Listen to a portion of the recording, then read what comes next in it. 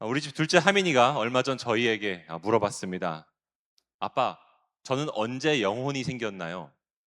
엄마 뱃속인가요? 아빠 뱃속인가요? 아니면 그 전부터 제 영혼이 있었나요? 뭐라고 대답했을까요? 엄마의 뱃속에 있을 때 하나님이 만드셨어 라고 했어요. 오늘 본문이 되는 시편 139편 13절과 18절까지가 그 이야기를 하고 있습니다. 엄마의 뱃속에 있을 때 하나님이 지으셨다고요. 유진 피터슨 목사님께서 이렇게 번역을 했습니다.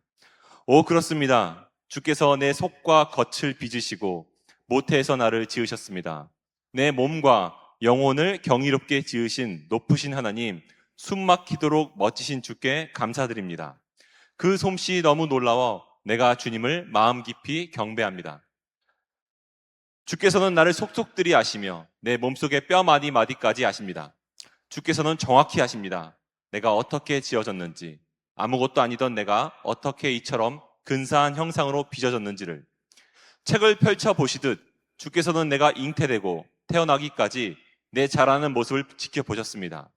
내 생의 모든 시기가 주님 앞에 펼쳐졌습니다. 태어나 하루를 살기도 전에 이미 내 삶을 모든 날들이 예비되어 있었습니다. 저는 어떻게 만들어졌나요? 라고 우리가 질문하는 이유는 내가 어떤 존재인지를 확인하고 싶기 때문에 그렇습니다. 여러분들 어떤 존재입니까?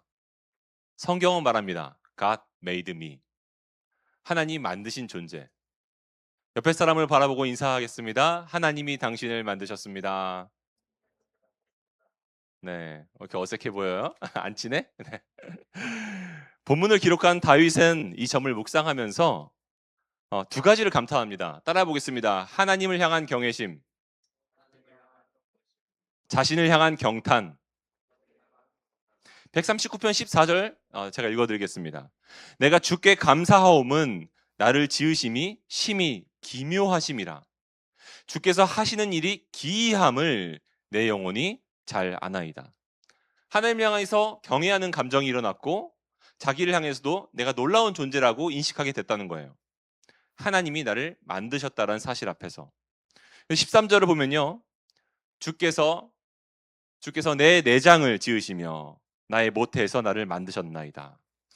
여러분 히브리어로 내장은요. 신체 기관을 말하는 게 아니에요. 히브리인들은 내장을 말할 때 마음의 성격과 기질과 영혼을 가리켜서 사용했습니다. 다시 말해 하나님께서 우리의 내면의 결까지 세심하게 만들었다는 거예요. 근데 어디서 만들었냐면 어머니의 모태, 자궁에서 만들었다는 겁니다. 실제로 우리는 아이가 태어나기 전까지 어떤 모습으로 태어날지 모릅니다.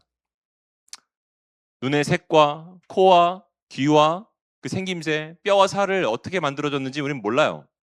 저희 집 하랑이가 태어났을 때도 저는 기억합니다. 분만실에서 아빠 들어오래요. 들어갔어요.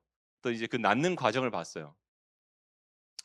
어, 그리고 의사가 결국 아이가 태어나서 막 응애응애 울고 있을 때 안아가지고 탯줄에 매달리는 아이를 제품에 안기면서 탯줄을 자르게 했어요. 제가 뭘부터 확인했을까요? 이 아이의 손가락이 붙어있진 않는가? 발가락이 5개가 맞나? 그거 확인했어요. 왜요? 제가 이 아이가 어떻게 만들어졌는지 모르잖아요. 사실 제가 제 아이를 받아들이고 좀 낯설었습니다. 내 아이 같지 않아가지고. 하나도 나 닮은 거 없는 것 같고. 그리고 뭔가 이게 갑자기 우리 집에 낯선 식구가 생긴 것 같은 느낌이었어요. 사실은. 아마 나와봐요. 다 비슷한 느낌을 받습니다. 아빠들은 그런 감정을 느껴요. 엄마들은 다르다고 하는데. 근데 이 아이를 받아들이면서 우리 가족의 선물이 온 것 같은 느낌이 들었습니다. 실제로 저희 첫째 아이의 태명은 선물이었어요. 선물. 어머니의 자궁은 생명을 만드는 하나님의 작업실입니다. 하나님이 여러분들을 그렇게 만드셨어요. 우리 스스로 우리가 태어났는데 우리는 아무것도 기여하지 않았습니다. 그 점은 세상을 자기 혼자 힘으로 살아야 된다라고 말하는 이 세상 앞에서 진실을 우리는 하나님께 지음을 받았어요. 15절 보겠습니다. 시작. 내가 은밀한 데서 지음을 받고 땅의 깊은 곳에서 기이하게 지음을 받은 때에 나의 형체가 주의 앞에 숨겨지지 못하였나이다. 여기서 지음을 받았다라는 말은요. 히브리어로 뜨개질하다는 뜻입니다. 뜨개질, 니트, 뜨개질하다. 뭘 말하는 거죠? 여러분들의 성격과 기질과 마음의 결까지 하나님이 하나하나 세심하게 짜 넣었다는 거예요. 그렇게 세상에 내보내신 겁니다. 다윗이 그걸 발견한 거예요. 아, 내가 기이하게 지음을 받았구나. 근데 이것은 여러분 자아도취가 아닙니다. 나 좀 잘난 것 같아. 나 좀 괜찮은 것 같아 라고 말하는 게 아니에요.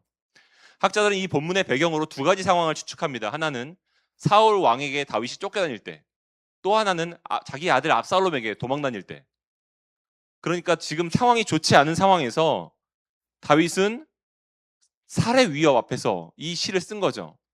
그러니까 뭐 자아도취도 아니고 뭐 기분이 좋아서 좋은 일이 있어서도 아닌 거예요. 근데 그런 상황 속에서 상황이 최악으로 돌아가고 있는데 하나님이 내 삶을 기이하게 짜놓으셨구나 라고 고백하고 있는 겁니다. 실제로 다윗이 이어지는 19절부터 자기의 원수들을 그 운명을 하나님께 맡겨드립니다. 그런 거 보면요. 다윗이 지금 뭘 말하는 것 같죠? 내 삶이 이해가 된 나를 만난 거예요. 내 삶이 이해가 된 나를 만난 겁니다. 어린 시절부터 나의 낮은 자존감이 있었습니다. 다윗은. 담대하게 한번 나서서 골리앗과 맞서 싸워 이긴 적도 있어요. 영웅이 됐어요. 놀라운 성공을 했죠. 근데 그렇게 잘 나갔었지만 결국 사울 왕에게 도망다니면서 쫓겨다니던 그런 시대가 있었습니다. 그러면서 난 다짐했겠죠. 난 저런 왕이 되지 않을 거야. 하나님이 나를 왕으로 세우신다고 했는데 난 저런 사람과 같지 않을 거야. 근데 그걸 지키지 못하는 위선도 발견합니다. 바세바 사건 때. 하나님 앞에 드러난 모든 성공과 실패가 자기를 이끌고 있는 곳을 본 거예요. 사람들이 사울은 천천히요 다윗은 만만이다 라고 칭송하던 다윗 말고 하나님도 아시고 나만 아는 그 문제, 그 연약함들이 다 연결되어서 자기를 지금 하나님께로 이끌고 있는 것을 본 겁니다. 사랑하는 청년 여러분, 하나님은요 시줄과 날줄로 엮어서 여러분들을 정성스럽게 만드셨습니다. 여러분들이 겪고 있는 성공과 실패와 연약함과 모든 잘남을 엮어서 하나님이 이끌어가고 계신 곳이 있다는 거예요.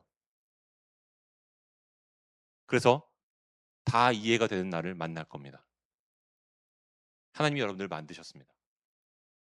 근데 목사님, 그렇다고 하기엔 너무 공평하지 않은 것은 어떻게 됩니까? 세상이 공평하지 않잖아요.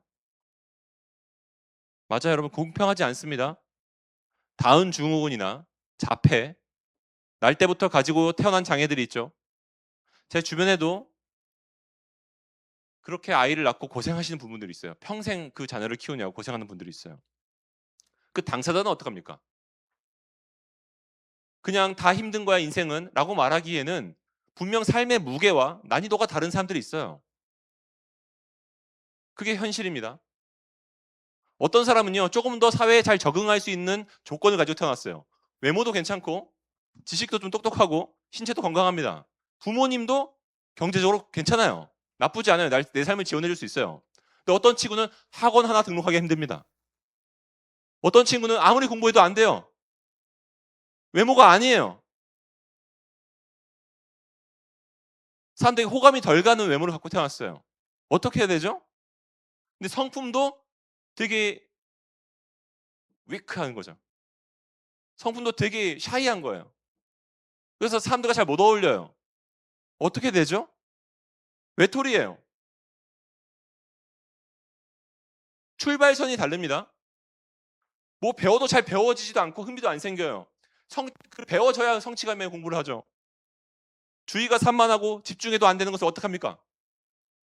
공평하지 않아요. 여러분 공평하지 않은 가운데 여러분들은 생각보다 많은 것을 얻고 여기 앉아 있을지도 모릅니다. 제가 그랬어요. 저는 어린 시절에 키가 작았습니다. 빼빼 말랐어요. 그리고 외모가 좀 볼품 없었습니다. 안 믿어지시죠? 늘 자신감이 없었어요. 음. 저를 좋아해 주는 사람도 별로 없었습니다. 저는 학교에서 매 학년마다 제 친구들은 한 명에서 두 명밖에 없었어요. 항상. 제가 중고등학교 때 저는 항상 이어폰을 꽂고 있었습니다. 음악을 좋아해서 그런 게 아니고 쉬는 시간에 무엇을 해야 될지 몰라서 이어폰을 꽂고 있었어요. 관계가 잘 안 됐거든요. 저는 ADHD였습니다. 제 초등학교 시절과 중고등학교 때 시절의 노트를 보면요. 제 필기는 다 이렇게 하늘로 승천하는 글씨였어요. 이렇게 쓰다 보면 올라가요. 칸을 벗어나는 거죠. 저는 살면서 제가 좋아하는 이성을 몇 번 생긴 적이 있었습니다. 중고등학교 때, 초등학교 때도 있었어요. 저희 아내는 없으니까 제가 하는 얘기하는데 있었어요. 근데 다 안 됐습니다. 다 안 됐어요. 네, 다 안 됐어요. 용기도 없었습니다. 고백도 못 했어요. 사실 청소년기 때 왜 이런 말 먹은 적 있습니다. 나는 왜 이렇지? 차라리 다른 존재로 다른 집에서 태어났으면 어땠을까? 심지어 이런 생각도 해본 적 있습니다. 내가 여성으로 태어났으면 어땠을까? 이런 마음도 먹은 적 있어요. 그런 질문을 던졌던 이유는 내 삶이 만족스럽지 않았기 때문입니다. 다른 존재였다면 내가 좀 더 사랑받을 수 있지 않았을까? 그런 생각이 들었기 때문이에요. 성경은 이와 관련해서 적어도 세 가지를 이야기하는데요. 첫 번째는 뭐냐면 당신의 아픔은 당신의 죄 때문이 아니라는 겁니다. 여러분들 잘못이 아니라는 거예요. 욥의 친구들은 고난당하고 있는 욥에게 친구에게 이렇게 말했습니다. 그건 네가 잘못했기 때문일 거야. 네가 뭔가 잘못했기 때문에 그럴 거야. 인과응보예요. 그런데 나중에 하나님이 나타나셔서 뭐라고 말씀하십니까? 그거 아니라는 거예요. 2022년 10월 29일 날 이태원에서 참사가 벌어졌을 때 이렇게 말하는 분들을 봤습니다. 인과응보야. 왜 대한민국에서 그것도 미국 문화를 그것도 귀신 분장을 하는 할로윈을 시키냐고. 어떤 사람들은 젊은이들이 철없다고 말했습니다. 그 사람 많이 모이는 곳에 가서 자기들 죽은 거 아니야. 자업자득이지. 라고 말하는 사람도 본 적이 있어요. 참 무서운 사람들이죠. 어떤 사람들은 또 종교적으로 우상 숭배를 하다고 비난을 했습니다. 결론은 같아요. 자업자득, 인과응보. 맞습니까? 네, 성경은 우리가 겪는 모든 아픔과 고난이 인과응보는 아니라고 말합니다. 연약하게 태어난 것도 그 사람의 죄 때문이 아니라는 거예요. 공부를 열심히 해도 남들보다 못하는 것도 그 사람의 잘못 때문이 아니라는 겁니다. 안 되는 게 있어요. 의지조차 안 생긴 사람도 있습니다. 이 땅에는요, 분명히 내가 선택하지 않은 아픔이 있습니다. 내 잘못이 아닌 아픔이 있어요. 그런가 하면 두 번째로 당신의 아픔은 가치를 훼손하지 않는다는 거예요. 여러분들의 연약함이 여러분들의 가치를 가리고 있지 않는다는 겁니다. 분명 세상의 눈에는 결핍이 있어요. 열등할 수 있습니다. 기회가 없고 소망이 없을 수도 있어요. 경쟁에서 밀려나고 뒤처지고 그래서 공동체가 챙기기에 불편한 존재가 돼 있을 수도 있습니다. 근데 하나님의 눈에는 그렇지 않다는 거예요. 하나님의 형상이 있습니다. 누가복음 8장에서 하나님의 아들 예수님은요. 거라사 지방의 광인을 만났을 때 그를 사람으로 대하십니다. 그의 곁에는 아무도 없어요. 심지어 예수님 곁에 같이 배를 타고 온 제자들이 있었는데 그 본문에서는 제자들이 등장하지 않습니다. 왜 그럴까요? 그 거라사 광인과 예수님 사이에 그들이 있지 않았던 거예요. 저 멀리 떨어져 있었던 거죠. 광인과 예수님만 있는 거예요. 왜냐하면 그들 눈에는 저 사람은 귀신 들린 사람이거든요. 이름이 없어요. 귀신 들린 사람이에요. 옷도 입지 않고 있고 무덤 사이를 살면서 마을에 흉흉한 소문을 만들던 사람입니다. 집값 떨어뜨리는 사람들이에요. 사람들은 그래서 그를 묶어 놓으려고 했습니다. 통제하려고 했습니다. 사슬로 꽁꽁 싸매서 가둬놓고 감시하려고 했어요. 성경이 써 있습니다. 마을의 수치니까요. 세상이 이렇습니다. 결핍이 있고 함께하기에 불편한 사람이 있잖아요. 떼어놓고 갑니다. 가만히 있으라고 합니다. 투명 인간이 됩니다. 그렇지 않으려면 함께 어울리려면 자기 스스로의 가치를 스스로 증명하라고 말합니다. JTBC에서 4월부터 제가 기대하는 드라마가 시작됩니다. 네. 나의 아저씨, 나의 해방일지를 쓴 박혜영 작가가 쓴 새로운 드라마예요. 네. 구교환 씨랑 고윤정 씨가 배우로 등장하는데 제목이 이렇습니다. 모자 무싸. 뭐라고요? 모자 무싸. 이 약자인데 모두가 자신의 무가치함과 싸우고 있다. 모두가 자신의 무가치함과 싸우고 있다.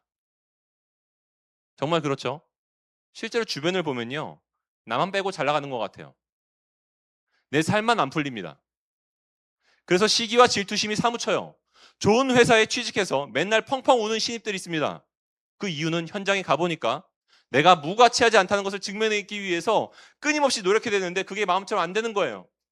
내가 무가치한 것처럼 느껴지는 겁니다. 제가 좋아하는 작가 중에 맥스 루케이도라는 작가가 있는데 그가 쓴 어린이 동화가 있습니다. 너는 특별하단다. 혹시 읽어봤어요?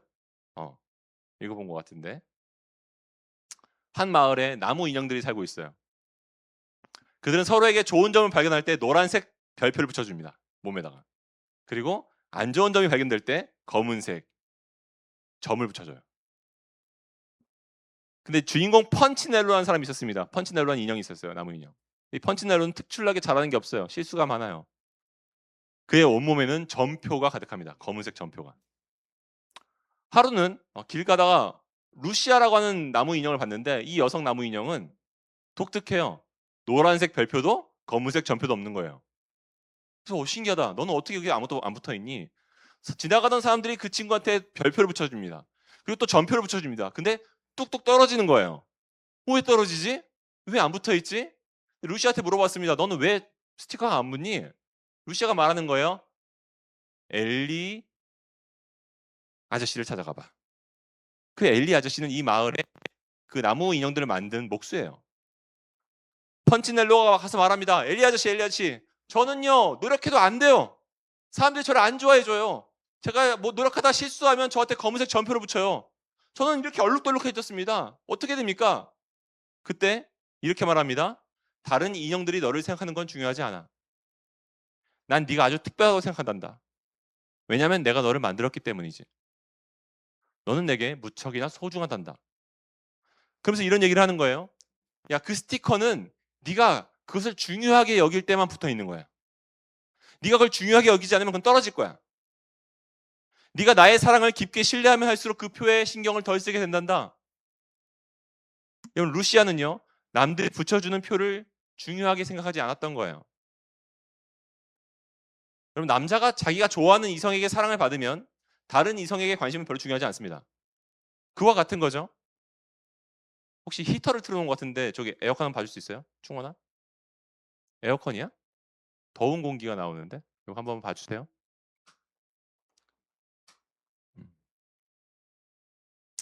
어. 여러분, 펀치넬로는 아직 이해를 못하겠다고 말합니다. 이해가 안 되죠? 근데 엘리야시가 이렇게 말하는 거예요. 그러면 네가 날 매일 찾아와. 나는 결코 좋지 않은 나무를 만든 적이 없어.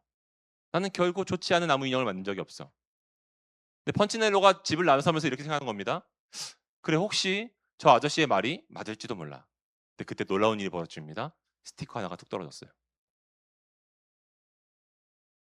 여러분, 우리가 부족한 게 실제로 있고 남들이 아무리 뭐라고 해도 하나님이 보시는 가치는 변하지 않습니다. 그걸 기억해야 돼요. Because God made me. 자, 세 번째는 여러분들의 아픔은 하나님이 일하실 자리라는 거예요. 요한복음 9장에 보면요. 예수님께서 제자들과 걸으실 때 맹인된 사람을 만났어요. 제자들이 물었습니다. 이 사람이 날 때부터 맹인으로 태어난 게 누구의 잘못입니까? 그의 잘못입니까? 그의 부모의 잘못입니까? 예수님이 이렇게 말씀하셨어요. 이 사람이나 그 사람의 그 부모의 죄도 아니라 하나님이 하시는 일을 나타내고자 하심이라. 이 말은요. 누구의 잘못도 아니라 그 아픔의 자리는 하나님이 일하실 자리다라는 말입니다. 여러분, 우리의 약함과 우리의 아픔은요. 하나님이 일하실 영역입니다. 예수님이 하신 사역들을 한번 생각해 보십시오. 병을 고쳐주셨습니다. 마음이 상한 자를 위로하셨습니다. 세상에서 버려진 자들을 모두에게 환영받는 자들로 세우셨습니다. 예수님이 이 땅에서 깨어지고 망가진 영역들을 하나님께서 고쳐주셔야 될 영역으로 인식하셨습니다. 쟤는 왜 저래? 왜 튀어? 왜 저렇게 행동하지? 왜 남들과 다르게 행동하지? 아, 제발 좀 저런 애만 우리 공동체 없으면 좀 괜찮을 텐데 라고 하지 않으셨어요? 하나님이 일하실 때다. 하나님이 일하실 것을 죄를 통해서 볼 수 있겠다라고 생각하신 거예요. 청년 시절 제가 있었던 청년부에 연약한 친구 한 명이 들어왔어요. 그 친구는 주일 예배가 끝나면 우리 공동체에 있는 자매들에게 한 명씩 다 전화를 했습니다. 다 전화를 해서 그냥 물어보는 거, 안부도 물어보고 너 한 주간 뭐 할 거니 물어보고 막 이렇게 하는 거예요. 자매들이 제일 기피하는 형제 1호 이제 그 형제가 됐어요. 그 친구만 없으면 우리 공동체가 소그룹이 좀 안전할 수 있겠다라는 마음도 들었습니다. 저 친구 때문에 지금 자매들 다 힘들어하고 교회 안 나오려고 하고 어떡하지? 막 그런 고민이 들었어요. 솔직히 저도. 제가 책을 읽다가 한 문장을 만났어요. 교회의 부흥은 남들이 다 기피하는 사람이 찾아와서 받아들여지고 변화되면서 찾아온다. 그 문장을 만난 거예요. 그 친구를 품기로 작정했습니다. 그 친구의 장점을 보기 시작했고 리더들과 마음을 모아서 사랑해주기 시작했어요. 근데 그 친구가 우리의 공동체 원이 되었습니다. 어느 순간 보니까 우리 중에는 없어서는 안 되는 사람이 돼 있었어요. 감초, 유해진 같은 그런 사람이 돼 있었어요. 얼굴도 닮았던 것 같아요. 여러분, 아픔은요, 그 사람도 다른 사람들의 잘못도 아니라 하나님이 일하실 영역이에요. 이 땅에는 분명 아픔이 있습니다. 모순되어 보이는 일들이 있습니다. 근데 그것은 하나님이 일하실 영역들입니다. 하나님이 그 일을 결국 하실 겁니다. 왜냐하면 우리가 그분의 작품이기 때문에 그래요. 내가 기이하게 지음을 받았나이다. 뿐만 아니라 우리의 연약함은요, 동시에 어떤 목적을 향해서 갑니다. 다윗은 그제서야 퍼즐이 조각조각 연결되는 것을 깨닫습니다. 16절 같이 읽겠습니다. 시작. 내 형질이 이루어지기 전에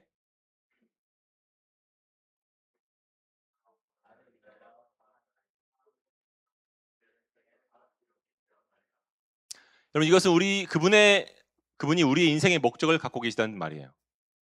나의 약함, 나의 잘남, 나의 배경과 모든 경험, 성공과 실패 그 모든 것을 엮으셔서 도달하는 목적지가 있다는 겁니다. 그리고 그것은 우리의 사명과 연결됩니다. 구약 시대 사사기를 보면 그 베냐민 지파의 에웃이라는 사람이 있었습니다. 그 사람 베냐민이라는 뜻은요. 오른손, 내 오른손의 아들이란 뜻이에요. 내 오른손의 아들. 근데 이 에웃은 왼손잡이 에웃이라고 기록되어 있습니다. 공교롭게도 그는 왼손잡이였어요. 대부분의 신학자들은 그가 오른손에 장애가 있었을 거라고 말합니다. 성경에 유일하게 왼손잡이라고 기록되어 있는 이유가 있는 거죠. 어쨌든 그는 평범하지 않았습니다. 아마 친구들의 놀림을 받으면서 자랐을 거예요. 너는 오른손의 아들이라면 표현하지만 너는 왜 왼손잡이냐? 아마 비웃었을 거예요. 수년간 자기의 가치를 의심했을 겁니다. 근데 어느 날 모압의 악한 왕 에글론을 암살하라는 임무를 받습니다. 생각해 보십시오. 그는 에웃이에요. 오른손도 변변치 않고 잘하는 것도 별로 없어요. 근데 적의 왕을 암살하니 말이 안 되잖아요. 근데 그 장애인, 그 에웃이 칼을 자기 오른쪽에 꽂고 단검을 꽂고 겉옷을 덮은 다음에 그 에글론 앞에 섭니다. 그때 이제 친위대가 찾아오는 거죠. 어, 그가 오른손이 장애가 있다는 것을 알았기 때문에 딱 봐도 장애가 있고 알았기 때문에 어, 이 왼쪽 옷을 칼로 이렇게 싹 들춰보고 칼이 없네 하면서 그냥 통과해라고 말한 거예요. 오른손잡이면 왼쪽에 칼을 뽑을 거 아니에요, 그때 이 에웃이 알았어요. 이날을 위해서 내가 왼손잡이로 태어났구나. 사람들이 무시했습니다. 에웃을 만만하게 봤어요. 그러니까 방심한 거예요. 에웃은 그 에글론 앞에 섰고 그 아람 왕을 암살할 수 있었습니다. 그래서 이스라엘 백성들을 구해내죠. 여러분 우리의 약함은 사명과 연결됩니다. 내가 기이하게 지음을 받았나니 주의 책에 다 기록되었나이다. 다윗은 이렇게 말합니다. 17절 내가 하나님이여 주의 생각이 내게 어찌 그리 보배로우신지요 그 수가 어찌 그리 많은지요 내가 세려고 할지라도 그 수가 모래보다 많도소이다. 내가 깰 때에도 여전히 주와 함께 있나이다. 하나님 거기까지 생각하신 겁니까? 제가 하나님의 생각을 다 할 수 있습니까? 하나님이 저를 생각해 주시고 이끌어 주신 그 관심과 사랑을 제가 다 할 수 있습니까? 18절 마지막을 다시 보겠습니다. 내가 깰 때에도 여전히 주와 함께 있나이다. 이 문장은요. 잠을 자다가 깨는 걸 말하는 게 아니에요. 히브리인들은요. 잠을 죽음으로 해석했습니다. 그러니까 죽음을 잠이라고 시적 표현을 사용한 거예요. 그럼 다시 말하면 이건 어떤 의미냐면요. 하나님이 얼마나 내게 보배로우신 분이신지 내가 모든 것이 끝나고 내가 내 인생을 마친 그 순간에 다 끝났구나 라고 하는 순간에 눈을 떠봤더니 하나님이 내 죽음 뒤에도 내 옆에 계시더라 계실 겁니다 라는 고백입니다. 결론을 맺기 원합니다. 어제 어떤 집사님께서 이런 말씀을 저에게 하셨어요. 살면서 만나는 모든 그 신앙적인 질문도 있었대요. 하나님께 이해가 안 가는 것이 있었대요. 그 많은 것들을 메모지에 다 적어두셨대요. 나중에 내가 천국 가면 물어봐야지. 하나님께 물어봐야겠다. 그렇잖아요. 우리 하나님께 질문이 많이 생기죠. 기독교 신앙에 대해서 모순이 된다고 느껴지는 부분들이 참 많습니다. 그 질문들을 잊지 않고 기억해뒀다가 물어보시겠다는 거예요. 근데 몇 년이 지나고 나서 우연히 그 메모지를 다시 보셨대요. 근데 그 질문들이 다 해결이 되어 있었대요. 여러분, 우리의 인생은 수천 개의 피스로 이루어진 퍼즐 조각 같아요. 아무 상관처럼 없어 보이는 그런 조각들이 가득한 인생 같아요. 왜 이런 일을 내가 겪지? 왜 아무 의미도 없을 것 같은 그런 경험과 시간들이 내게 쌓이지? 그 만남들이 왜 있지? 불필요해 보이는 고생들이 있어요. 다윗의 고백을 보면요, 그 모든 것이 무의미하게 놓여 있는 것이 아니라고 말합니다. 오늘 성경은요, 다윗의 인생을 통해서 우리에게 얘기해주고 있는 거예요. 다 이해가 될 날이 올 거다. 맞아요. 저도 주중에 이 본문을 가지고 사실은 많이 기도했습니다.